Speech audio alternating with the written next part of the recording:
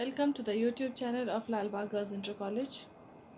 आज का ये वीडियो क्लास 6 के लिए है।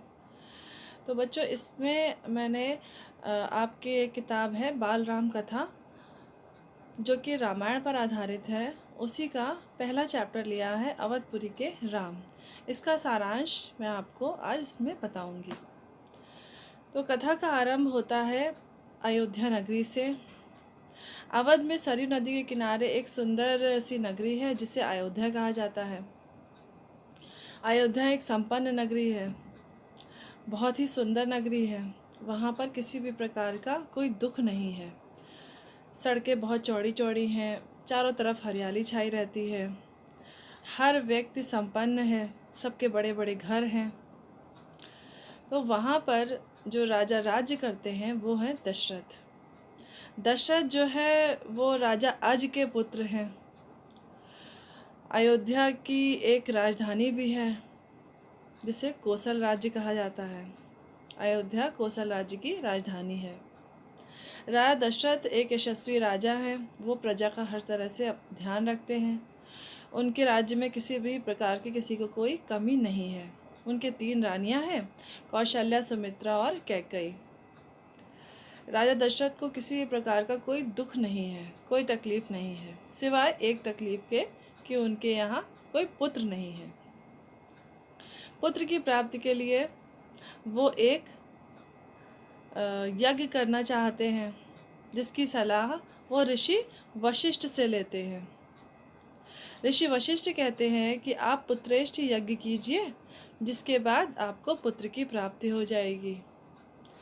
तो दशरथ भी ऐसे ही करते हैं, पुत्रेष्ठ यज्ञ का आयोजन करते हैं, सभी राजाओं को बुलाते हैं,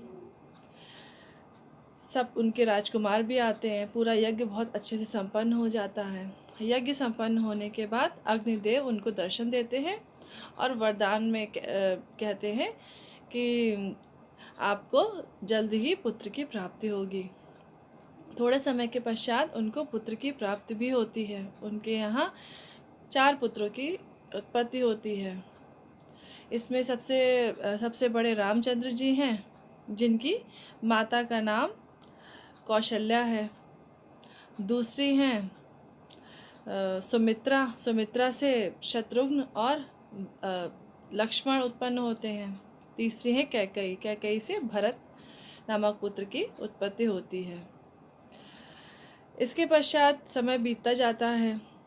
बच्चे पढ़ने के लिए आश्रम जाते हैं, वहाँ पर वो अपनी पढ़ाई पूरी करते हैं। पढ़ाई पूरी करने के साथ ही ये चारों बड़े भी होते जाते हैं। तो अब सबको इनके विवाह की चिंता होती है। दशरथ को भी विवाह की चिंता होती है। तो उसी समय सब जब सभा में बैठे होते हैं और इस बात पे विचार हो रहा होता है, तभी एक ऋषि आते हैं जिनका नाम है विश्वामित्र।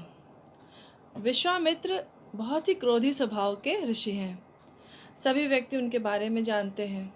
हर एक को यही डर रहता है कि कहीं विश्वामित्र उनको श्राप न दे दें या क्रोधित ना हो जाए। दशरथ विश्वामित्र को देखते बहुत प्रसन्न होते हैं। उनकी हर तरह से सेवा करते हैं, आवभगत करते हैं और कहते हैं कि ऋषि विश्वामित्र, यदि आपको कुछ भी चाहिए तो आप मुझसे निसंकोच मांग सकते हैं। तो विश्वामित्र कहते हैं कि मुझे आपका सबसे बड़ा वाला पुत्र राम चाहिए। इसका कारण ये है कि मैं जहाँ यज्ञ करता हूँ वहाँ पर 2 राक्षस जो हैं वो मुझे बहुत परेशान कर रहे हैं। उन राक्षसों का वध करने के लिए मुझे राम की आवश्यकता है। इतना सुनते ही दशरथ मूर्छित हो जाते हैं, वो बेहोश हो जाते हैं, क्योंकि राम उनको सबसे अधिक प्रिय होते हैं और राम को वो किसी को भी देना नहीं चाहते, या वो नहीं चाहते कि राम किसी के भी साथ जाएं। ऐसा सुनते ही दशरथ मूर्छित हो जाते हैं। तो लेकिन वहाँ पे जो उनके जो उनके सलाहकार ऋषि होते हैं, तो जिनका नाम है ऋषि वशिष्ठ जो है दशरथ को समझाते हैं कि विश्वामित्र एक बहुत ही ज्ञानी ऋषि हैं और यदि रामचंद्र जी उनके साथ जाते भी हैं तो वो नई नई प्रकार की कलाओं को सीख जाएंगे, या फिर कह सकते हैं नई नई प्रकार की विद्याओं को सीख जाएंगे, और वो और भी अधिक कौशल हो जाएंगे, और भी अधिक कुशल हो जाएंगे। ऐसा सुनकर दशरथ भी उनकी बात को मान जाते हैं और रामचंद्र जी को उनके साथ भेज देते हैं।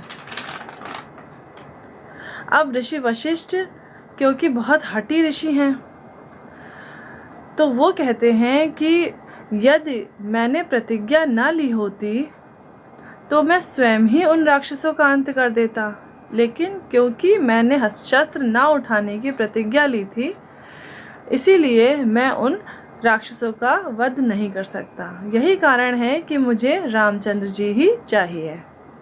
तो इसके पश्चात रामचंद्र जी जो है वो वशिष्ठ ऋषि के साथ चले जाते हैं, और यहीं पर पाठ का अंत हो जाता है। Thank you.